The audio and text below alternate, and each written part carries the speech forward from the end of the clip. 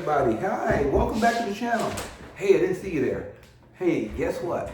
Today we're going to talk about getting more in tune, making sure our strings are sounding great, because the better the strings sound, the better you sound, no matter what you play. So, last time we talked about the names of the strings. Who remembers what we talked about last time, right? We had 6 strings, we had 6 names of the strings, which coordinate to the 6 notes on the piano. Who remembers what those 6 notes were? All right, so it's E, A, D, G, B, E. So you say that, and you keep saying that and repeating it in your mind until it becomes like second nature. E, A, D, G, B, E. All right, so here we go, guys. Let's get our guitars. Let's have a little tuning session right quick, okay? On this jam with Jerel on Jerel's Jamming Journey. Here we go, guys. E. Well, let's look at the tuner and make sure it's there, okay? Let's see what we get on the tuner. Is it pretty good? I don't know, I can't see it. Let's put it a little closer. Looks a little low. See that red? Let me see that red behind the E.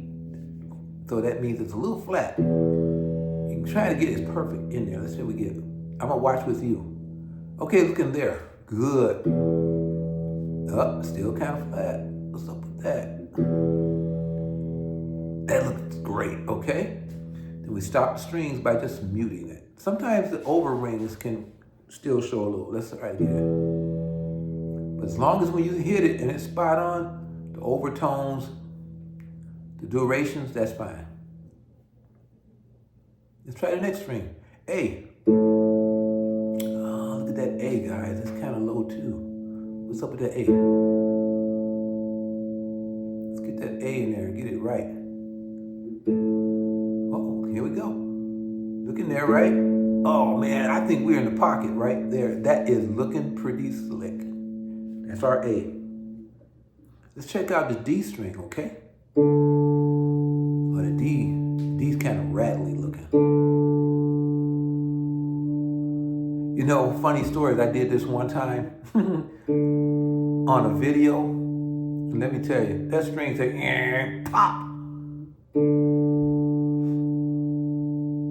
And it could be a number of reasons why it did that. It wasn't set in the nut correctly, or the nut might have been binding, right? Or something down here in what they call the bridge area could have cut it. You know, the intonation could have been too high, and when you go to get that string tuned up, it reached the max and just broke. So that was the D. So let's go down to the G now. There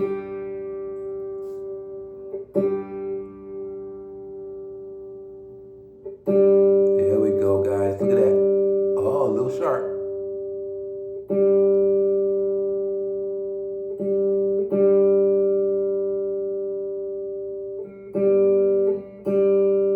Okay, looking good. That's the G. Let's go next string. What is that? Yes, a B. Well, that B don't even want to come into the green area. Look at that. It's all the way down. Look at that.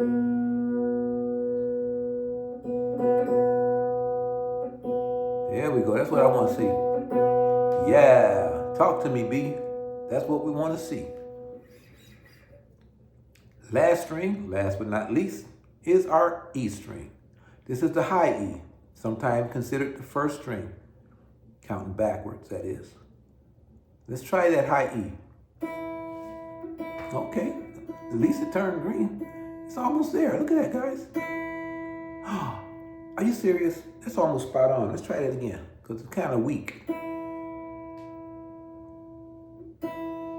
Let's make that red go away. Are we right there? Oh, yeah. That looking good. Not too much green. Oh, perfect. There you go. Yeah, liking it. And once you get that, you can turn this off. Okay, so now I don't have locking tuners. I could have a problem with the nut. So every time I play it, it can slip out of tune here. This is called the nut. In this case, this is a graphite nut or a tusk. This is a tusk nut. I mean, I can try something else later. Locking tuners may help to some degree, but it's not the 100% solution. I think the 100% solution would be probably here or down here in the bridge area. Okay?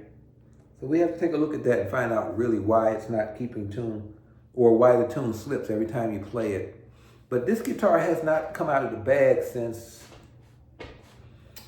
I would say August, September.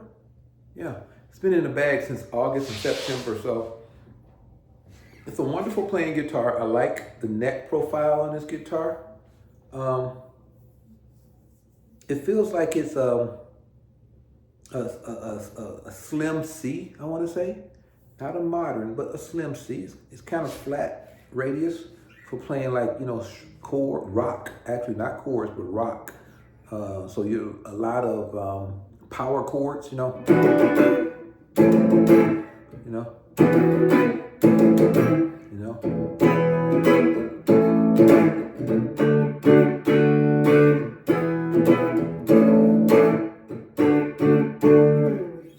power chord, or it could be used for shredding,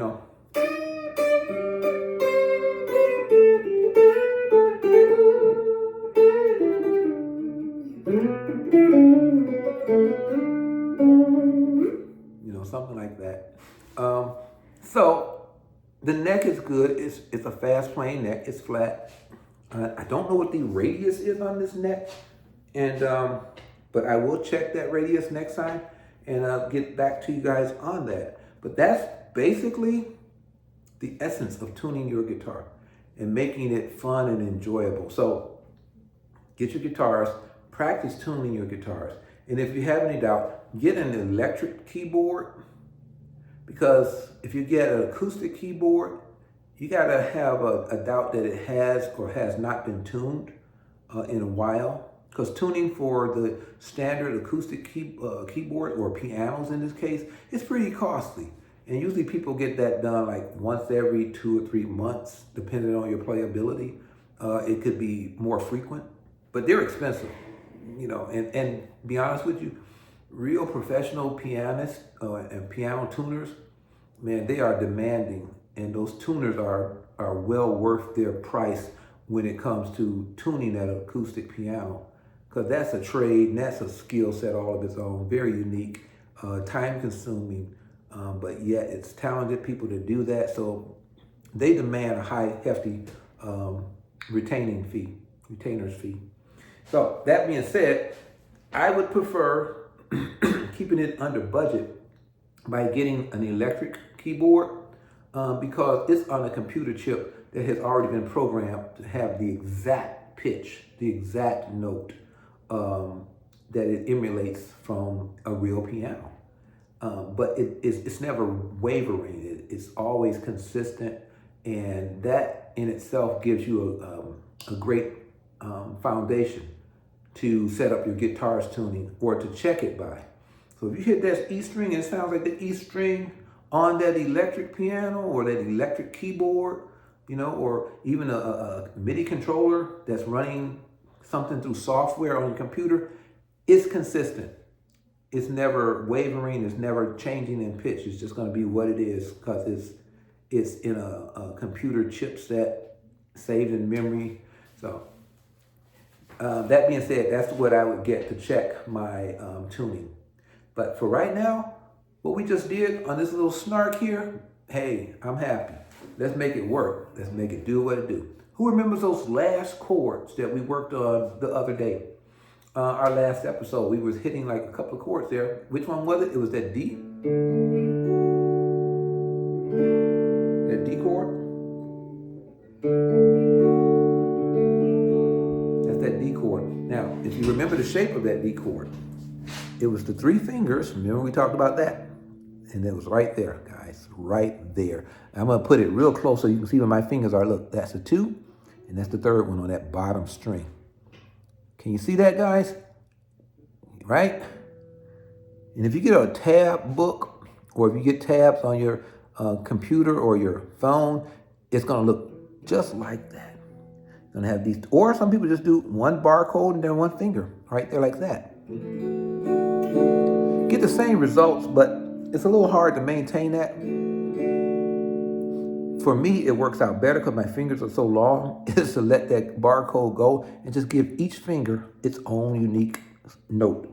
And to make it fuller, I go ahead and I hit that D string in conjunction with that G, that B, and that E. So you got D, you got that G, that B, and that E. And make sure, folks, that it rings out. If it doesn't ring out and it sounds like this, you know, or if it's, you hear those muffled, that means you're not applying the proper pressure. So get a little bit more accurate on the pressure on the strings, where you want your fingers to be, and those notes to ring out. You want to hear every note. I think that's called clean playing, you know? And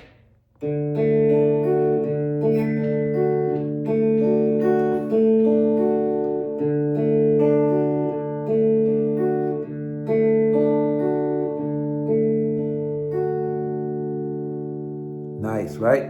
Good job. And then we talked about that C chord. Now remember, the C chord is still the same 3 fingers. That's what I like about these cowboy chords. They're pretty much 3-finger chords. And they're just 3 notes. Those 3 notes right there. And those 3 chord, the fingering is just like this. So as you can see, I got 1 here, right? On that 2nd string in that 3rd fret area. Then I've got 1 there on that 3rd string in that 2nd area, right? See it right there? See that 2nd string on that 3rd string, the 2nd finger in the 2nd area. Then you got that 1st string, 1st finger on the 5th string. That makes sense? 1st finger, 5th string in the 1st area. Here's that.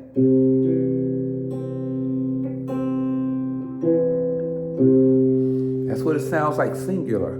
But when you play it, it has an open string, which is that G right in the middle there. That G on that 4th string is open. You hear that? So it goes like this.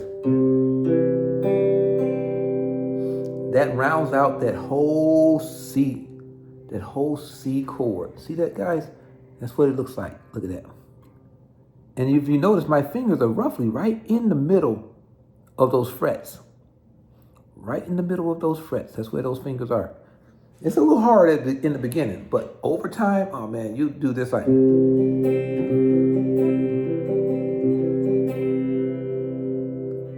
Beautiful, right? That's what that sounds like. So next chord we're gonna work on, let's try something like that A. Now the A is pretty simple. It's just 3 fingers again, or a bar chord in this case. You can do that as well. And it sounds like this. And the strings we're gonna most focus on are 4 strings. You got your D, G, B, and your E. But you're gonna play them down like that. So it's gonna change that note of those strings.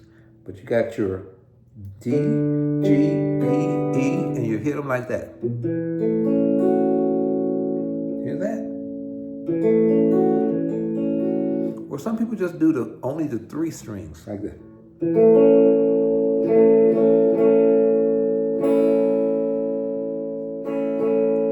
Actually, if you look at that A, that E string is open, so that E does sound out like that. That rounds out that A chord. So what are the names of those notes? So since you're on the D, so the first note in that D would be what? You got your D sharp, right? And your C. So you got your C there. And then your next note is an open G string. So the G would go up from G to, what's your next one? G sharp. Then come down to your A. So we got an A there. So you got a C and an A. And your next string, which is your B, you come from your B to your C, C sharp. So this is a C sharp. Okay? And when I say these notes, I'm talking about how we step on the piano. When you go like that, da, da, da, da, da. So when you find that open D string, look for the open D on the piano. When you find that open G string, look for the G on the piano. I'm sorry, G note on the piano. And when you find that open B string, look for your B note on the piano. Then you'll just walk it down step by step. Do not forget the black keys, because those are your half steps. So when you hit that, you first hit that D string, boom, then you hit again the key right next to it of that D, but going up to the black. Don't forget the black string. So that would be your D sharp. Going up is sharps, going down is your flats. How's that sound? Pretty good? All right. So that being said, so now it's D. Then you go up the D again. So now you got D, D sharp, right? And then the next next note would be your C. So that's why I said C. So you hold that C. Now you got a G. Look at your G on your piano and walk it. And you're gonna walk that G. Not forgetting any black keys, because those are also steps as well. Those are half steps, either up for the sharps or half steps backwards, which is down for the flats. So here's your G. And we're gonna walk it up on the keyboard. So you got open G. Your next string to the G is gonna be your G sharp. And then keep walking up. We're gonna come down to your A. How about that? Okay?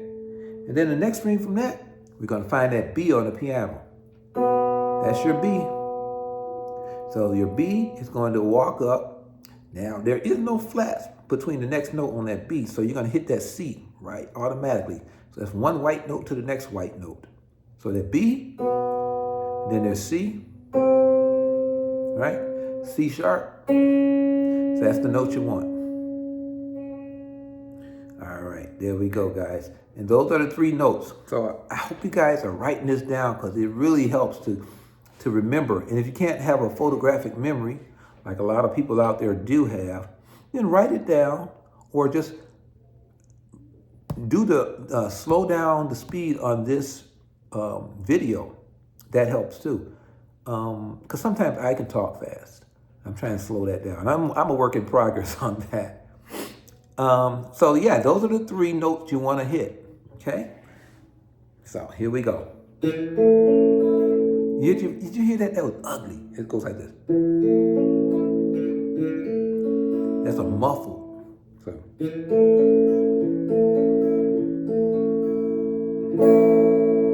That's the sound we want. Oh, and another thing, I just thought about something, because I was looking at my thumb as I was playing that. Sometimes I got like long fingers, okay? So I got long finger issues. It helps if I'm going up and down, but it's sometimes getting away when I'm doing chords. So it helps to make sure your thumb is always resting somewhere on the back of this guitar neck. Somewhere on the back of that neck, keep your thumb, okay? And when I say keep your thumb, I mean like press it onto here and just let it be a guide instead of rapping all the time. So I tend to rap a lot. It's just my comfort zone. Everybody has their own, idea of how they want to play and what's easiest for them. Just find your own. There's no real wrong, but just find your own where it's comfortable and you can still achieve the things you want to do. So let's go and look at that A chord again. So the A chord, and see, there's my thumb again, and sometimes it can get in the way and mute out a string. So I got to make sure I remember as well to get that thumb out of the way and put it on the back of that there neck back there. See that? Yeah, put it back there and leave it there.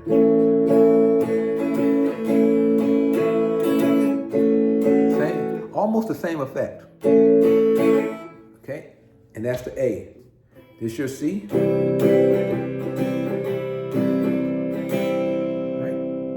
and then your D. That's your A.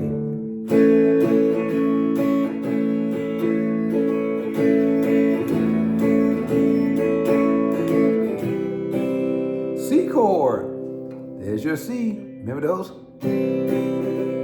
G chord. Okay, let's talk about that G. I don't know if we really looked at that G, but here's that G chord, guys. It's the same 3 fingers, but now we're going to add another finger in there to round that chord out. I don't know if you guys can see that, but that's your, here, 2. See, you got 1, you got like that, right? It's going to be a struggle at first, but no, trust me, it's going to be all good. Then you're going to take this one here. See that one right here? And then that one right here is above that string. It's above that, like that. I don't know if you guys can see that? And then right here next to it, you got to curve that under there. I got the long finger issues again. And this is, I'm trying to get it really good so you can see where they are. Okay, that's that G chord. Or sometimes people just do it with the 3 fingers and they eliminate that 4th finger under the bottom of there. But it sounds more fuller with that note. Hear that? That last note? Or you can do it like this. Or check this out. Or you can do it here. And sometimes that's even more easier. There's a bar chord, and you've got these fingers here. Okay? Look at that. Only try to hit the notes where your fingers are covering. To be honest, that's usually the best way to get a full sound and a cleaner sound. Anything else you may come through muffled.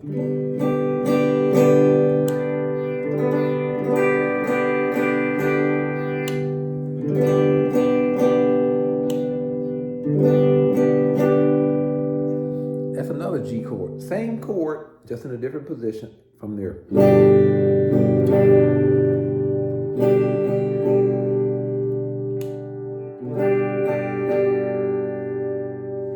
Okay, those are the chords, guys. Now, what's the name of those strings again? Who remembers? Let's see who remembers the names of the strings. All right, the names of the strings are E, A, D, G, B, E. E, A, D, G, E, A, D, G, B, E. So it's all 6. Is that right? 6? Well, I can do like this. 6. All right. Well, guys, I love that. That was fun. So listen, practice that and enjoy those chords and make a tune out of those chords. Remember, you can make a tune with 1 note if you want it, but make a tune of those chords. Practice those chords until your heart's content. Find enjoyment in those chords. Find different rhythmic patterns to be with those chords. They don't have to be the same. Look, most of the songs back in the day, they was writing just 3 chords, and they found a way to mix and match those chords and put certain rhythms to those chords to make multi-platinum albums and songs. Come on, man. And CDs for those that don't know what albums are, you know? So it's just, look, check it out. Cowboy chords.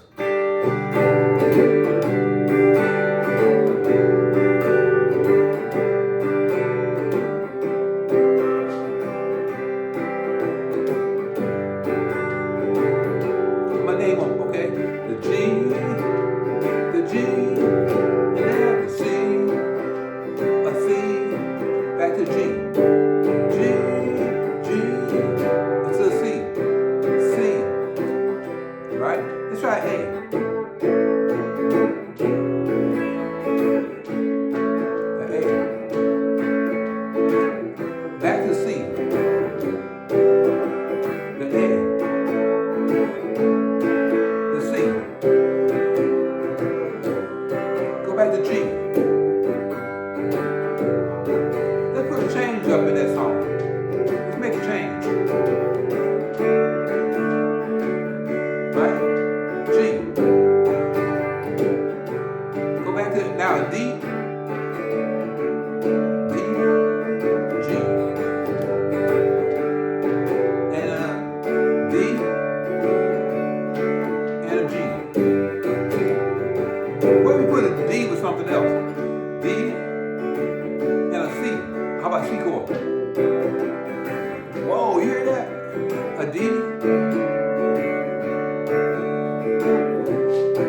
Look at that. Making song. A G. Back to G. Oh yeah. Hey, you are jamming now, man. You're jamming, you're jamming, you're jamming, okay? So thank you guys for checking out this session with Jerel's jamming journey. And it is a journey because, hey, as long as you're jamming, you're going to learn so much and you're going to enjoy the journey so much better. But make sure your guitar's in tune. Make sure it's set up to the way you like it. Get the right size strings on your guitar so your fingers will have a pleasant time on that fretboard and it won't be so hard on you. And be kind to yourselves and love what you're doing because it's it's an extension. It is who you are. It's part of you, okay? It's letting your mind and your soul ring through those strings and that neck, okay? And your fingers. And all of that is being translated through these little things here called pickups. And those volumes turn it up and down. And your two controls here give you treble and bass. Man, and if you had one of those little sticks on there, they call tremolo bars or whammies or whatever you want to call them. They call them whammies because they give you a wham it, you know. Tremolos because you can shake it and get that vibrato. Blah, blah, blah, blah, blah. Those things is what makes this thing fun. It is so much fun to create and to bring to life the things that are in your mind, it's in your heart, that's in your soul. These are all God-given talents and abilities and skills, man. Get out there because the world is waiting on you. We need some new inspiration. We need some new music, some new genres. It don't have to be the same stuff. Rock, soul, R&B, classic rock, Latin jazz, smooth jazz, all this stuff. Think of a new genre. Make it your own. And watch people love on you, man, through your gift and your talent and your skills. Just make it your own. It's your fingers and it's your heart and it's your mind speaking through this instrument. Because this does nothing of itself. It'll sit there and collect dust. You've got to make it happen. Just like with everything else in life, it's up to you to make a decision. And if it's something you love, stick with it no matter what. Try not to get put off course too much. And if you do, hey, come back to the thing you love. This bad fella here ain't going nowhere. It'll always be an instrument. It may change in styles and looks. It may change in ergonomic designs, but it will still need a human to play. Because without the human, you're gonna miss that most important key factor, and that is the creativity of the human spirit. Until next time, guys, listen, thank you so much. Like and subscribe. We'll have more links to some of the things we talked about and some interesting fun facts in the future. Hit the like button and subscribe. Hit that bell so that we can always have more content coming your way the way you want it. And remember, as always, I'm always asking, because I know if one person tells another person, they tell another person, before you know it, man, this channel will take on a whole new look, a new feel. I'll bring you things that you're going to be looking for, because you're going to challenge me through the comment section. You're going to ask me questions. You're going to have concerns.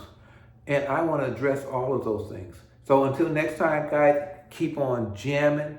Keep on enjoying, and God bless. We will talk next time. Bye-bye now.